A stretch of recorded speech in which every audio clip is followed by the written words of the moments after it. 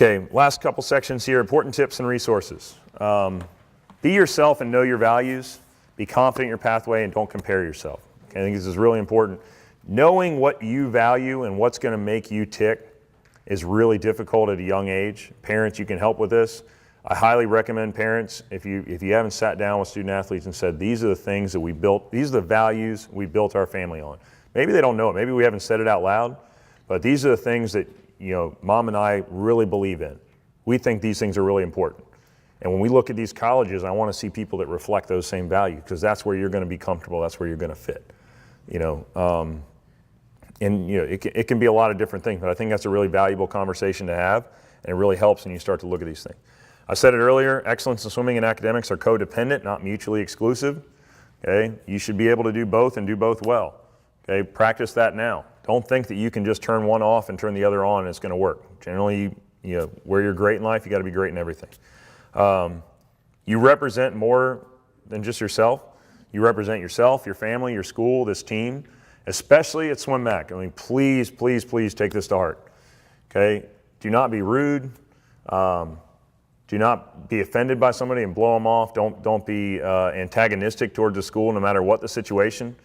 I've heard recently of athletes that have declined to school or said no, and the coach got really frustrated to the point where they made him cry on the phone. What do you mean you're not coming here? I can't believe you're not going to do that with your career. I can't believe that you believe that coach. You're never going to get better. They'll say that stuff. I'm not saying it's a good thing. It's a terrible thing. They shouldn't do that. But please understand that there are people behind you that might be a good fit at that program. And if you respond back with, well, I think you're this, this, and this, and I hope you whatever, okay? You're setting the tone for the athletes that come behind you. There might be somebody 2 years behind you that really is a good fit at that school, and maybe they get along great with the coach and they'll never experience that part of them in life. And I'll say this now, I was recruited by David Marsh, and our former coach, and when I was in high school, and we had a great relationship as a recruit, and it lasted all the way through college, all the way up to me working for him. Every time he saw me, he stopped. He said, "Hey, how are your parents?" I got to meet them. They were great. "How you doing?" And we talked as a normal, and that was great. And I heard some people that said they called to tell him they weren't coming to Auburn, and he screamed at them. I'm like, I have no idea. I've never gotten that side of it, but that was it. Just different people, different things. But please, understand you represent more than just yourself. This goes into the great fit thing. There's not a real benefit to being in a program that is great if you don't have the ability to impact that program. Great questions to ask coaches are how you can impact the program.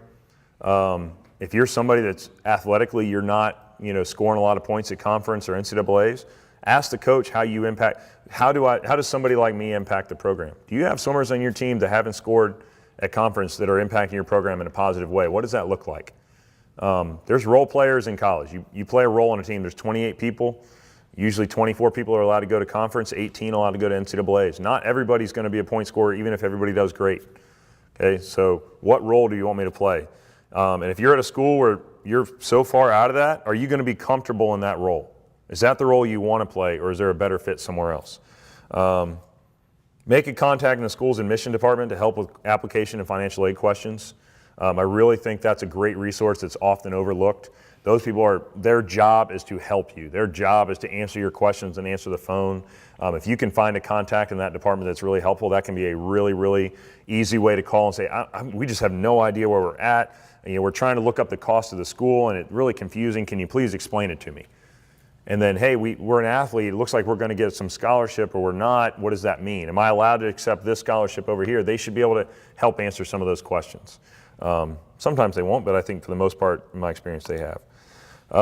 Resources, ideal resources, your SwimMac coaches. We know you, I hope. We'd like to help you. We're on your side. We are your advocate. We would like to help you find the right fit. Please use us. College coaches, ask them questions. Hey, it's okay to say, hey, I'm not really sure how this process is going to work. Are you going to expect me to commit early or not? Where are you at? What's the rule here? Are we allowed to do this? Or are we not? They can answer questions like that. They'd be happy to. I have SwimSwam on both columns here. I think they're pretty good at some things. There's some great articles recently about college swimming. I got to be a little careful. Some of their sponsored content is a little skewed. And then sometimes their focus is really, really narrow. Sometimes they don't do a great job of covering a lot of things that are happening out there. Collegeswimming.com, I think, is one of the best resources out there. They do a great job of simply kind of putting everything. You look at team rankings, they can do it by mid-major, Division I, Division II, Division III. Really helps do that. They have some dual meet rankings. You can look up times from conference meets, dual meets, things like that. There's a lot of really good information on there. A lot of people put a Collegeswimming.com profile together.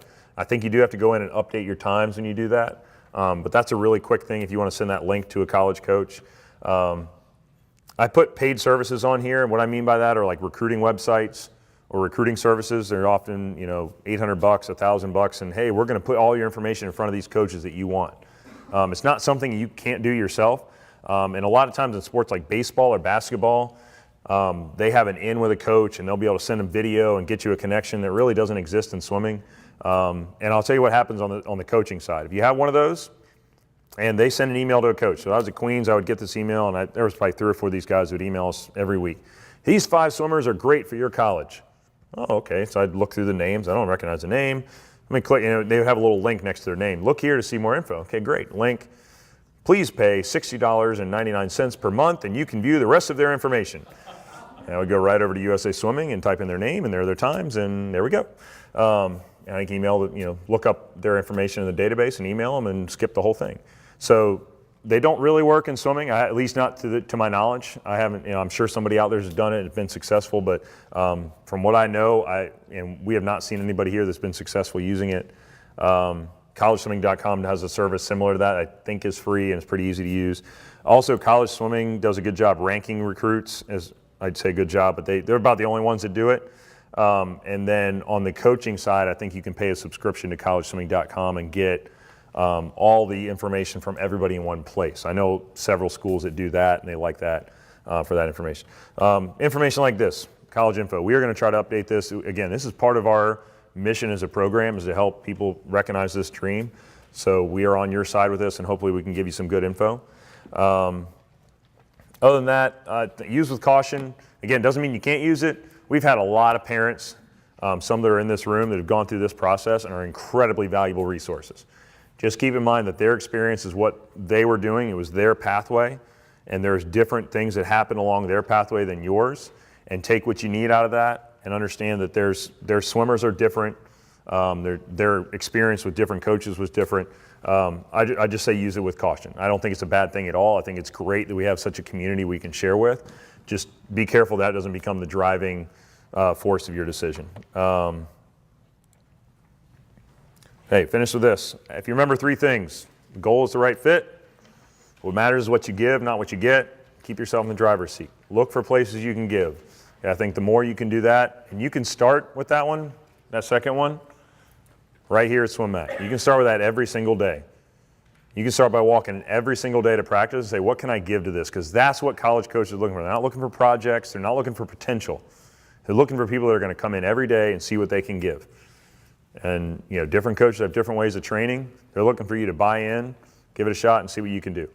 So I know we covered a lot of stuff. I hope everything is written down so you can get to it. If you have a question on the presentation, you can always email me.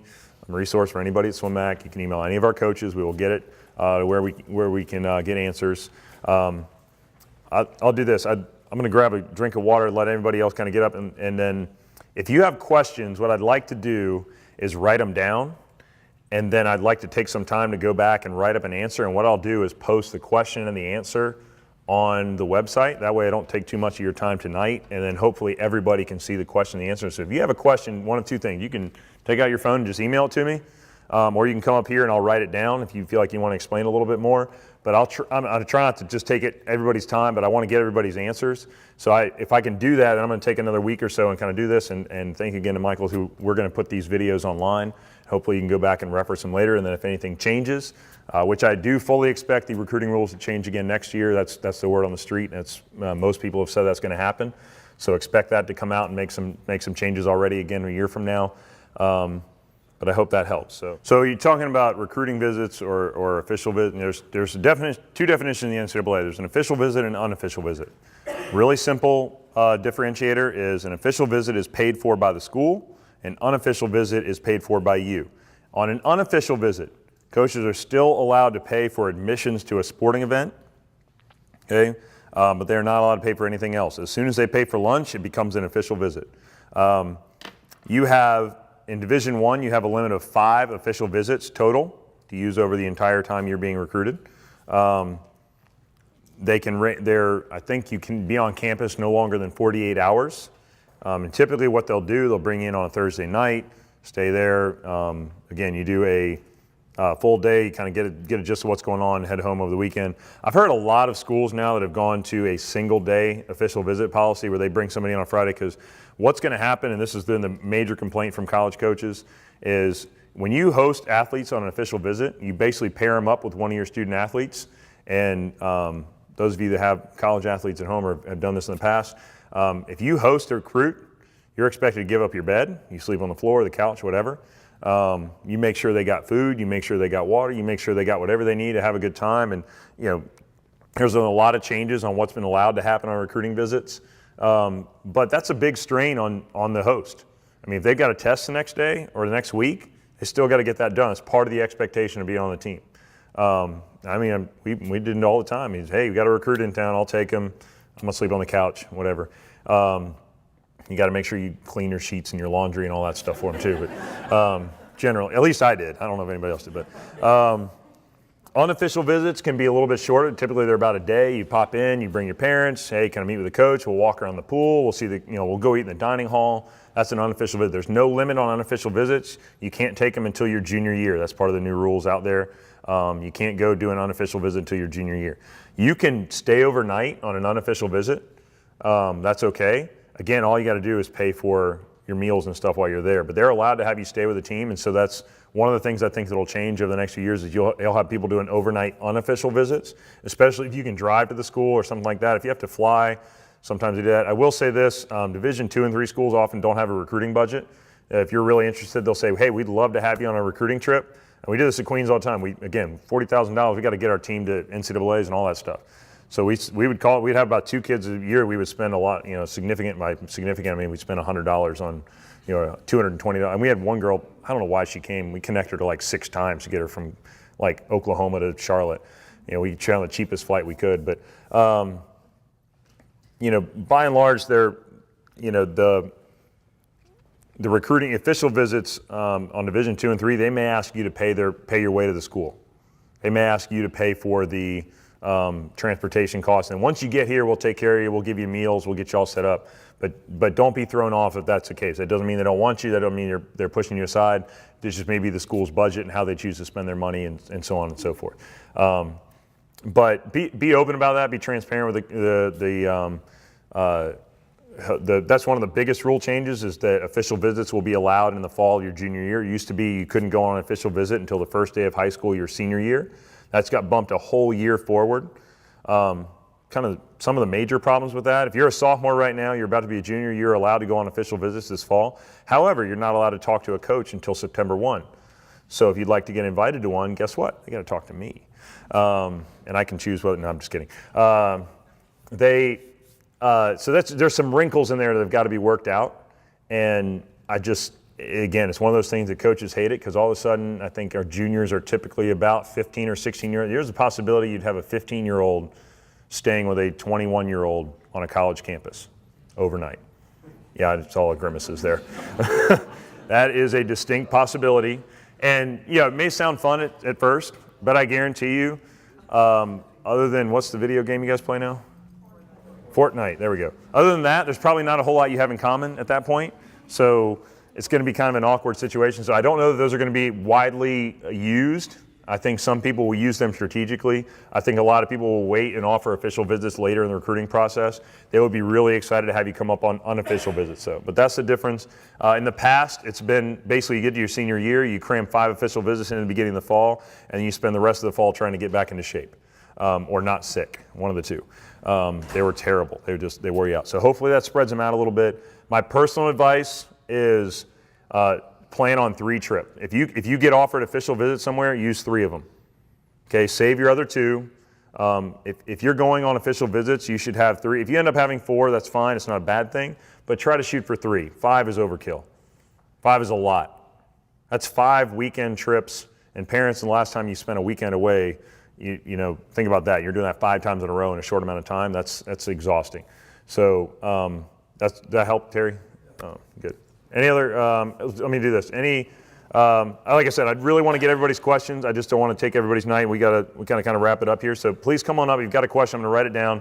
Shoot me an email, and I'll get all the questions up there. Other than that, thank you guys so much for coming. Hopefully it's helpful. We'll go from there.